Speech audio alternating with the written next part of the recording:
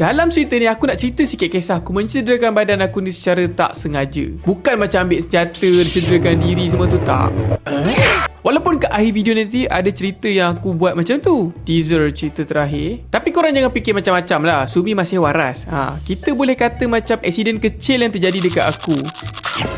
Cerita pertama ni macam biasalah, cerita masa aku budak-budak. Satu masa ni aku budak-budak lagi dalam 9 ke 10 tahun. Petang-petang gitu adik aku ni selalu main bersikal dekat depan rumah flat kita orang. Lepas adik aku baru habis main bersikal tayar 4 dia tu, dia pun parking depan kita orang, suruh kita orang simpankan lah. Kita orang pun akan angkat dan akan letak dekat pagar besi penghadang. Masa angkat dan nak letak tu, jari aku akan berada betul-betul dekat bawah leher bersikal tu. Dan sebenarnya masa tu aku terlupa, bila aku dah letak kat besi tu, tangan aku tersepit di antara skru basikal tu. Dan jujurlah kan, aku tak ingat pun rasa sakit dia macam mana. Tapi aku tak boleh lupa tau memori aku tengok darah tu terkeluar. Darah yang keluar tu dia tak pekat tau, dan dia tak tersembur-sembur macam cerita anime tu.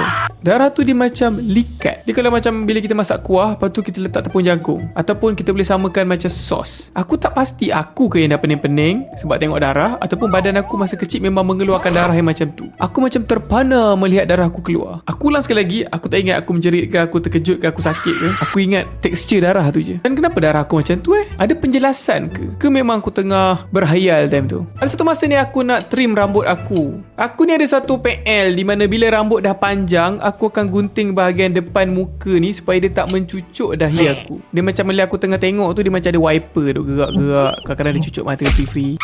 Aku memang rasa tak selesa lah. Dan masa zaman COVID pula kan, time ni banyak kedai gunting rambut tengah tutup. Dan waktu ni lah rambut aku disimpan sampai panjang sangat. Korang mesti akan terkejut je lah kalau tengok muka aku time COVID macam mana. Dan masa tu aku akan selalu gunting bahagian depan, ataupun aku akan pakai topi ataupun pakai cekak. Tapi cekak tu aku pakai dalam rumah lah. Kalau pakai kat luar kan nampak feminin pula. Apa-apa pun, masa tu aku gunting rambut aku ni, dan lepas aku gunting tu, aku sapu-sapu lah muka aku. Dan tiba-tiba kan aku rasa macam gatal-gatal dekat mata. Aku pun nak garu. Dan masa aku tak garu tu, aku lupa aku tengah pegang gunting.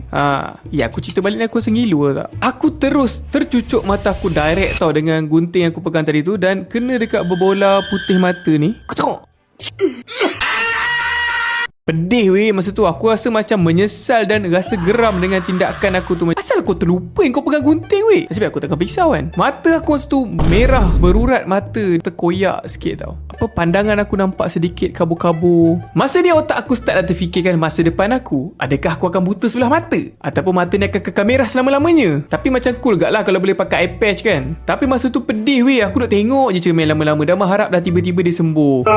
Masa tu ambil masa 2-3 minggu gak lah, barulah kabur tu betul-betul dihilang dan aku boleh nampak dengan jelas. Aku tak pergi klinik sebab masa tu tengah COVID kan. Jadi kita semua takut kat klinik. Cuma sekarang ni lah, kalau aku nak gosok mata ataupun pegang muka aku akan tengok betul-betul tangan aku sebab aku risau yang aku tengah pegang benda-benda yang bahaya ke kan. Malang tidak berbau, kecuali budak bernama Malang yang tak pakai deodorant. Jadi hidup kenalah berhati-hati dan berjimat cermat. Bagi aku berhati-hati je tak cukup sebenarnya, tapi jangan buat benda-benda serentak satu masa. Dalam English dia multitask, dalam bahasa Melayu dia multiplayer entah. Tapi selalunya otak kita ni tak boleh fokus sangat bila kita buat benda-benda tu serentak. Macam memandu sambil call, memasak sambil tidur, makan sambil tengok YouTube. Jadi berhati-hatilah semua dan jumpa lagi di next video.